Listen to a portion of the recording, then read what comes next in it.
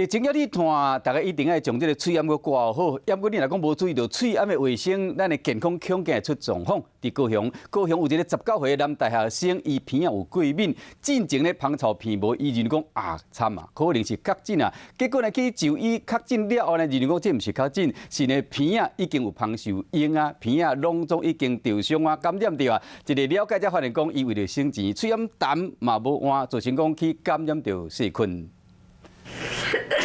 挂喙炎、拍卡唱、挂久啊，喙炎垃圾都会给拼掉。不过有人真欠，唔敢拼掉，甲鼻啊捂甲海气。这地方整个都是一个脓疡肿胀的一个状况还有许多一些脓疡的一个分泌物。鼻啊红个青，看起来是过敏，想不到煞是细菌感染，并发芳臭性组织炎。高雄一个19岁查甫大学生有过敏性的鼻啊，进前胸皮无气味，佮发烧，叫是确诊。想不到去病院照来时行，发现是细菌走去鼻道含鼻甲组织，医生甲人抽出来含用药，才变较好。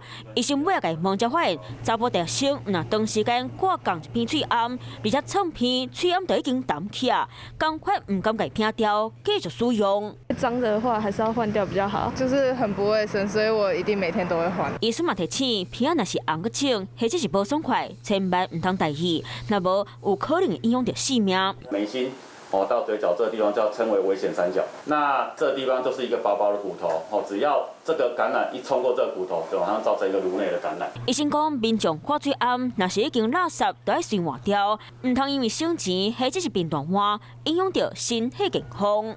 有事没事赶紧转开华视，还没有订阅华视的 YouTube 频道吗？赶紧按赞、订阅、开启小铃铛，我们华视 YouTube 见。